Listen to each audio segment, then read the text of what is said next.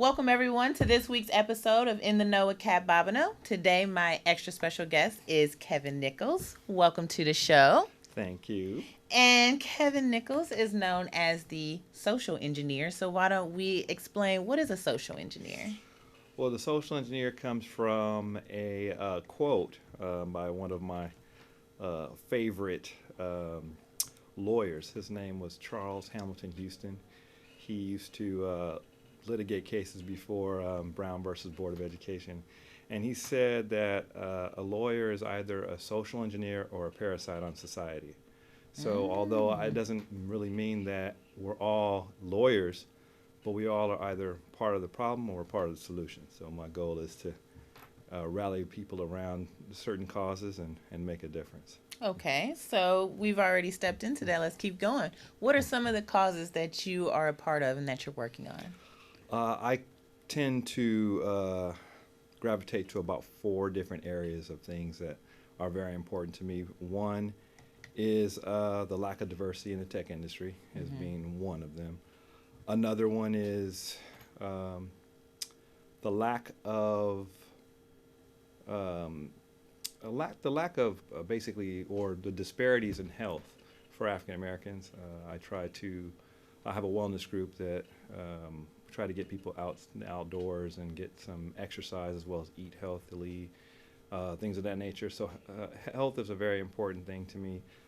Politics, as you know, empowering African Americans and getting involved in the political process.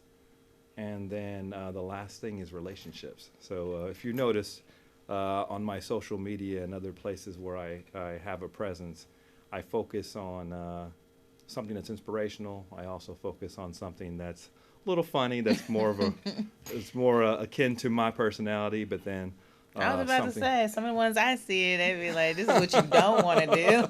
and then you'll see a tip on relationships, and my goal really there is just try to help people have healthy relationships and to ultimately try to reduce the divorce rate in our African American community. Yeah, so you're either working on the very highs or the very lows, the low of, which is the lack of diversity in tech, the lack of diversity working in politics, the high, which is that high amount of divorce rate, and then I guess health would be in the middle a little bit. Well, high, because we tend to be on the outskirts of diabetes, of a lot of cancer and other forms of chronic disease, heart disease, et cetera. We tend to be on the higher level, especially because of weight and other things. So making sure that we're all healthy and trying to live a productive life as possible.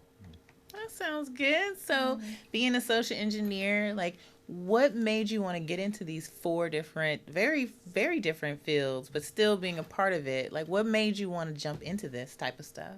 Well, I have, he may not know it, but I have a person who I kind of idolize somewhat. I'd say Van Jones is like a hero to me in a lot of ways, but kind of what Van did is kind of how I've mirrored my career and my life right now. Van basically came into taking on causes that were important to him, so starting the Ella Baker Center and Green for All and, working now on the, Rebuild the Dream and fixing the prison to pipeline, pipeline to prison pipeline. Yeah.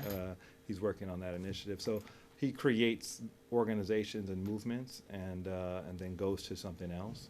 Okay. And that kind of, I always used to tell myself that I have to focus on one thing and do that really well. And I've kind of taken my own advice with regards to tech, but at the same time, it doesn't mean I have to choose one, and it doesn't mean that I can't make progress in other areas that are important to me. So that's why I do. I used to run the African American Wellness Project, and that was centered around health. I was a delegate for the California Democratic Party, so I've been involved in politics. I've ran campaigns for people. So I've kind of been in all of the different areas and somewhat. Married and divorced, so I guess I've got some experience in that. But yeah, so basically, taking those four areas and what I've learned and how to affect other people's lives so that they don't make the same mistakes, but also we make progress. Okay. See, I mean, that's very admirable, using what's happening in your world, trying to take that out to the rest of the world and make sure things go hopefully according to plan, as Mm-hmm. well as having all of this different um, different loves for different things, and being able to express it. Like, it's one of the things I've talked about is no one is telling you you have to do one thing only. You know what Mm-hmm. I'm saying? Just because you love one thing, which could be in science, tech, engineering, and math, doesn't mean you can't love something else and be a part of something else. That's true. So, but then let's go back to that science, tech, engineering, math. Let's talk about technology since that's your field. Mm-hmm. So, what have you done in technology? Like, what is your desire in technology? Well, my desire is to really have a serious look at the 1 to 3% of African Americans that are in the tech industry now, and figure out a way to get more of us in there. And by doing that, addressing some of the fallacies, I would like to say, or the concerns that industry has of saying that there's a lack of a pipeline. Well, building a pipeline, so that's no longer an excuse. But also from the inside and or outside, changing the culture in tech so that we're not always recruiting from the top tier schools and thinking that we're going to get diversity that way, Mm-hmm. but actually expanding our horizons and getting into other schools, other majors, and then taking chances on us to be able to do the same type of work that other people do, and then getting us in the middle level of companies so that we are actually hiring more people that look like us. Absolutely. So, in that aspect, are you working on that pipeline that has to deal with getting students from HBCUs and getting them into these programs? Because I know you said top tier, which usually doesn't include HBCUs, but it does sometimes. Mm-hmm. But creating that pipeline for HBCUs. Uh, Not directly. So I'm the founder, a co-founder of a social impact venture called the Social Engineering Project. And my business partner is a professor at Stanford named Brian Brown, who teaches science education. And so Right. our goal pretty much is to focus right now on the pipeline piece to that. High school and middle school is where we're focused. Okay. But we understand that the problem is bigger than that.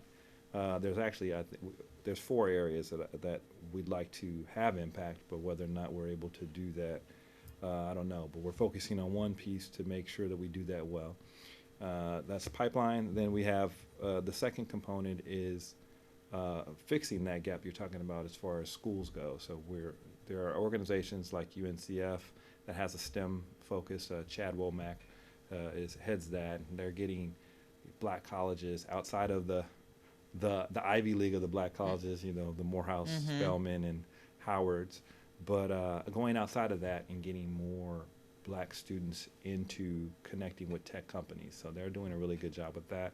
And there are other programs out there that are geared to give legitimacy to other schools out there. But what we would like to see is getting tech people out here, tech companies to invest in, HBCUs, as well as looking here locally in other big cities where there are state schools that have great programs that black kids are coming from that they're not recruiting from too. So Okay. getting black students in the pipeline Mm-hmm. and then convincing companies to actually gamble on hiring them is what we're hoping to do. Okay. So just making sure that so you and your partner are trying to get students, especially students of color, starting in middle school, Starting through in high high school. going on to college, and coming on back here and working in tech. So I talked about the first two prongs of that four. The third and fourth component are the third part is training adults to enter technology. So once I guess you're 30, over 30, you're over the hill when it comes to technology. So so I mean, That's true. they're not recruiting, a lot, et cetera. So you have to be able to develop skills, coding and otherwise, to be able to enter technology. So the goal, President Obama, our former president, invested an initiative and resources in getting adults trained so they could enter some of these technology fields. But now, I don't know what's going to happen with that, but that's we recognize and understand that that's important. Yeah. And then the fourth one would be something that I do personally, and I think it's very important. It's called, I just like to just refer to it as networking. And whether you go to a Ivy League, HBCU, or Harvard, Yale, or Stanford, excuse me, it's all about the networks that come from those schools that you go to. So if you Right. don't know how to network and you don't know how to build coalitions and be able to leverage that network when it comes to looking for a job, et cetera, you're at a disadvantage. And especially if you come to technology and you're interested in starting your own company, you're not going to have access to funding or anything like that if you don't have a network and people that know you and would be willing to vouch for you and Yeah. make an opportunity, a door open that would normally be closed for you. Yeah, I think that that is true throughout STEM. So I think a lot of times people don't, it's a stereotype people like to put on scientists, but you're in the lab, you're doing your work, you're not social, you're not talking to people. But that's not 100% true, but it is true on the part of networking. I mean, they do have conferences, they do have opportunities for you to do like a poster presentation. But if you're not doing that, you're not out there, same thing in tech, same thing in math. Now, engineering, especially for people of color, there's NSBE, and they will help you. You Right. know, they'll help you find something. But Mm-hmm. I don't even, I could be wrong, but I don't know of anything in math that's on that level. Yeah, it's tough. So I was one of those kids that really liked school for some reason. So Don't worry about it. I like school so I too. just started. I started in seventh grade going to the MESA program, which is Mathematics, Engineering, Science Achievement, and I was going to that in seventh grade. All my summers I spent there. My Saturdays during school I would go to Cal, Yeah. and then I got into some other programs during the summer in high school that I still studied a lot of math and science, and those programs, some of those programs still exist now, but one of the reasons why I started doing high school programs and doing the overnight camping conference that I'm doing for the social engineering project and high school students is that something that I went to as a student. And when I was in high school, and NSBE put it on, and then when I was in NSBE in college, I chaired them. So I did that for about 2 years, chairing these conferences, taking 250 kids camping to learn math, science, and engineering. Nice. And then a couple years ago, I went to them and said, "Look, we need these camps more than ever now that we're having 1% of us are Yeah. in tech."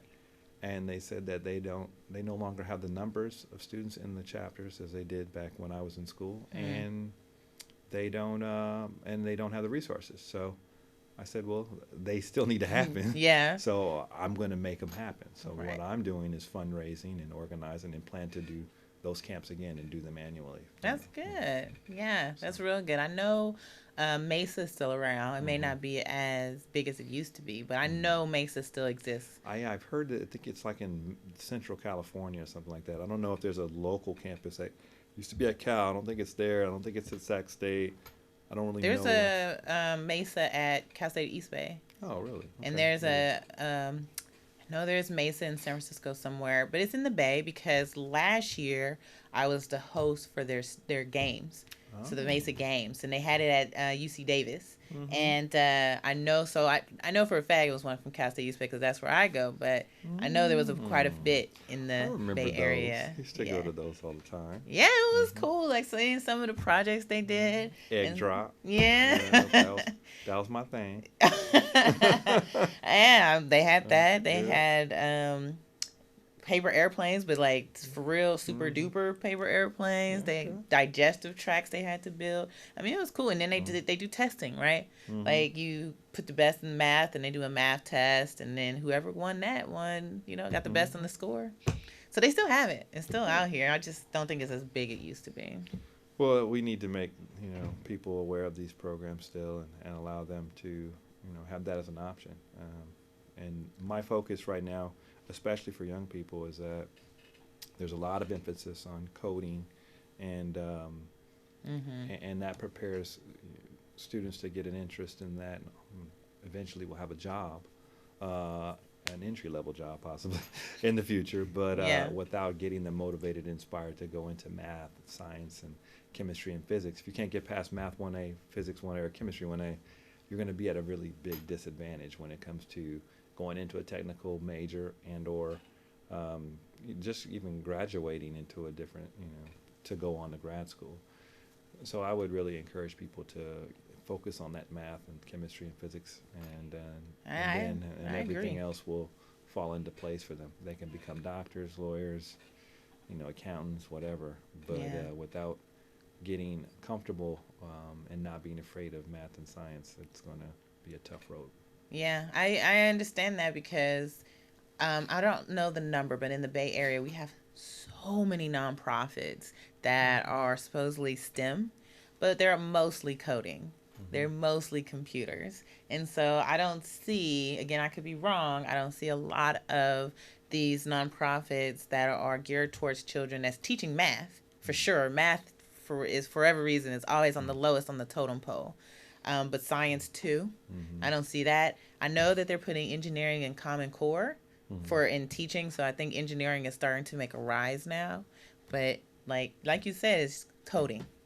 Yeah. That's Well, like it. when you're thinking about it, though, I mean, math and physics and those and chemistry even those courses are very hard to teach. It takes a really good teacher who has a firm grasp on these areas in order to impart that wisdom onto students. And a lot of times it's intimidating for teachers to do that. And then if you look at some of these problems, you've been away from it for a while. You look at algebra 2 or something like that, and you're like, Yeah. whoa. Yeah. And so No. it's I've been like, looking at that with statistics like, oh. so you have to really, it's something that you have to get teachers motivated to be current and to really fall in love with it, and then be able to impart that knowledge to other kids and get them excited about it too. So that's the hard part. But just because it's hard doesn't mean you don't do it. You just Yeah. have to. That's just one of the challenges. No, I completely understand. Like I said, I look at statistics now, or even algebra. Probably, I haven't looked at algebra in who knows how long, and I probably would look. It would probably look like a foreign language, Mm-hmm. but I don't know. It's just one of those things that, when I do this show, and I talk about STEM all the time, and I get to meet a lot of people through this show, and I always say, well, if you watch the show and you find someone who you're interested in, let me know. I can introduce you. I don't think I've had a math person yet though. Like math, Mm-hmm. even as an adult, it's hard. Not to say I don't know them. I only know two brothers in Mm-hmm. math, and they're not here though. They're in Mm-hmm. Dallas and LA, and I don't know. It's a difficulty. We have to go to academia, I believe, for that. Um, yeah, I don't know too many people that apply math in their day to day, work. I think once you're our age or older, it's like there's a disconnect from you being on the front lines of that stuff directly. So you're more in management or product development and that kind of stuff. Mhm. Your conceptual theory, innovation, but not so much crunching numbers. But Yeah, except for I guess if you're like an accountant, and one of the people I'm trying to figure out who they are, and mm-hmm. I want to get them on the show is whoever do the statistics for the A's or the Giants, or Mm-hmm. someone who takes all of those numbers for the sports. Mm-hmm. I haven't What you figured talking that out about? You yet. talking about betting? You talking about going to No, Vegas? no, no, no, no, no, no. I'm Like just baseball I'm teasing. averages I'm and teasing. stuff. Somebody does that, and that is a math background. True. But I'm just giving anyway, you a we hard time. digress, and now we back to you. All right. So you went to Cal, right? And what Yes. did you study while you were in Cal? I came in as a mechanical engineering major, and I finished up as a political science and African American studies major. So what made you switch? I had a great internship at Lawrence Livermore National Laboratory through the En-ROADS program Mm-hmm. as a mechanical engineering major Nice. intern, and I realized I didn't want to do engineering. So I pretty much from 7th grade on to my freshman, sophomore year thought I was going to be an engineer, and then after that experience I just decided I didn't want to be an engineer anymore. Okay. But I always realized how important math and science was. And then, so I've kind of, in a way, I feel like I'm still in engineering because I'm an engineer in my mind, but I'm doing it socially. So through networking, through sharing information, through organizing people, and rallying around certain movements, I think is how I'm engineering things now. Okay. And so with the programs that you have now and the things that you're working on, what do you see in the next 5 years, or what would you like to see in the next 5 years? In the next 5 years, I actually give a lot of thought to this. My goal really would be to find a way to work on this problem in tech from a number of different ways. and that would be either positioning myself or working with companies to help them identify. A lot of these companies, as you might know, about a year and a half ago, said that they were going to invest anywhere from $50 million to $300 million at fixing their diversity Diversity problems. issues, Right. yeah. But oftentimes when you ask them, okay, what are they going to do with this money? It's very vague as far as how much it costs to do with the things that they want to do and where they intend to spend the money. And so what I'd like to do, since I've been born and raised here in the Bay Area at least, I'm very familiar with a lot of organizations and a lot of people on the ground that are doing great work and could help companies steer their investment in the right places, Mm-hmm. and then help keep those organizations accountable for when that money is spent, what they're actually doing with it, and not necessarily.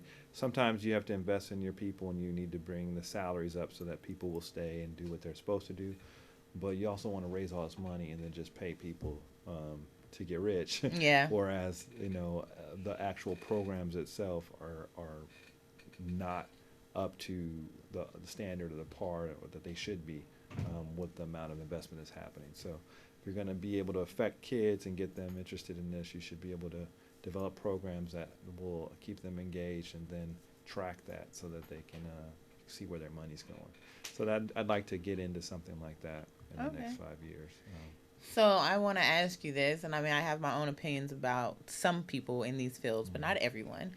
But diversity inclusion officers, like I know a lot of companies are starting to have that title available, and they're starting to bring in people that's a diversity inclusion person.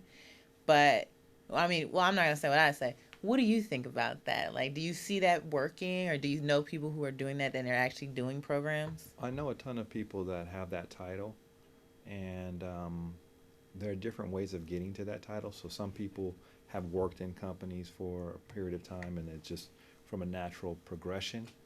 They happen to be a female or happen to be black or something, that Mm-hmm. they get promoted to that position, but that doesn't keep them there. So while they're there, I think their job is to understand the culture of that particular company and have an ear to the C-suite to say, this is what, make recommendations based upon what they think should happen in a company.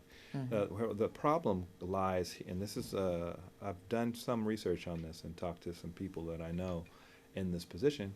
The conundrum for people that are directors of diversity are, their goal is to diversify the company, and they're looking at the numbers and trying to have an impact on them. Mm-hmm. But in order to make the business case for diversity, it's oftentimes the C-suite is not necessarily 100% convinced that just getting diverse people are really going to make a difference and or affect their bottom line. Right. And so when they do instruct their recruiting teams, et cetera, to get new talent, they almost side with and continue to go with the normal philosophy of going to the Harvards, Harvard. Yales, and Stanford Right. to get black folks, because at the end of the day, if they hire somebody and they don't work out, rather than pointing to their skin color, they can say, well, they went to Harvard or Yale. If they don't Yeah. work out, they don't work out. Right.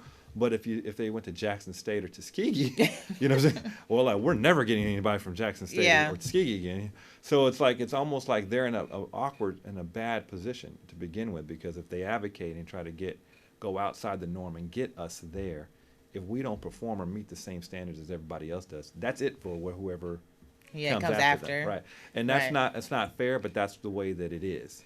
And so we need to make sure we're providing the best talent we can, to make sure that when they make the business case to step outside the norm and get more of us in there, that we don't let them down and make them look bad and embarrassed with the C-suite. Right. So that's my take on directors of diversity and the problems that they have. And I have friends of mine that have been applying, trying to get into tech, and they have a different perspective, but they feel as though that there's really, all of those are just like weight pushers, paperweight pushers, and Yeah. they're not really sticking their neck out and not really going out to try to get people that are qualified in there. They feel as though there's no real middle management or hiring managers that are willing to gamble. So you can increase the pipeline as much as you want. If people aren't going to hire them, it's a useless job. Right, Mm. and I kind of agree with that a little bit. I'm not 100%, but it's like you said, it's hard. You know, it's a catch-22. You're trying to be the token who's bringing in other people, but you got to make the C-suite happy. Mm-hmm. But then the other people down here are just like, what about us? Like, I can do it too, just like they can. But it's a difficult thing. So their job is really to know their companies, have an impact in changing their culture, and that's a big job. But they need to do that job because Yeah. the companies need to realize that it's not diverse. If everybody at your company works at Harvard, went to Harvard, Yale, or Stanford, that's not a diverse company. Yeah. I mean, even though they're people that look different, Right. they're very. It's not a diverse company. It's not diverse. Right? And so diversity comes with greater things, like even the products and services that these companies, make and sell. African Americans are the number one consumer in the world. So it's like, if you don't have black people at the table when you're designing products or when you're selling products to us and marketing products to us, it's kind of doesn't make any sense. Like, yeah, you're going to get your money from us, but you don't want to hire us. But you don't want us to be at the table helping you decide on the best practice to get our money. Well, yeah, I could go on for a while. Yeah. Well, we got about 4 minutes left, so I wanted to give you an opportunity if you wanted to highlight any of your programs, do any shout outs for anything you want to say. Here's your opportunity to do that. Well, I'd like to direct your audience to our website, thesocialengineer.org. And we basically are around to get middle school students interested in math and science, as well as an overnight camping conference that I'm currently raising funds for. And you can go to the website and make a donation. We are not a nonprofit, but we do have a fiscal sponsorship that can get you the 501c3 status and donation that you need if should you need that. But ultimately, I want to send a shout out to my business partner, Dr. Brian Brown, who's doing tremendous work over at Stanford. All of the people that are involved with the project have donated to the project, support the project. I really appreciate. Getting back to just diversity in general, and where we are today as a country, as well as professionals, African Americans throughout the Bay Area. I think that, in some sense, we needed this wake-up call that we have. I think the time is right for us to organize and be prepared to nothing's really changed for us. We're on a local level, have to advocate for our children. We have to get more of us into the professional field in general, getting us into technology and making sure that these companies are making products and services for us and that we're at the table when that happens, and we also reap the benefits from that happening. There was a study. How much time do I have left? 2 minutes. Okay. Or a minute and a half. Okay, there's a study that showed the impact of the lack of diversity in tech will have in the Bay Area community when it comes to real estate and school districts. So if we don't live in the areas that these companies exist in, and if our kids don't go to the schools where those companies are, the school districts are not comparable to others. They will be. We won't live in those areas, and we won't have access to our kids going to free schools and taking advantage of the free education. So we need to make sure that we are working in these companies, that we reside and live in the areas where these companies are, and we are not afraid to use our voice when it comes to our dollars. And I'll just turn to you. There you go. So I want to say thank you to Kevin for coming in and being a part of this show today. Also want to say thank you to my audience for tuning in and watching this week's episode of In the Know and Cat with Cat Bobineau. Until next week. Thank you.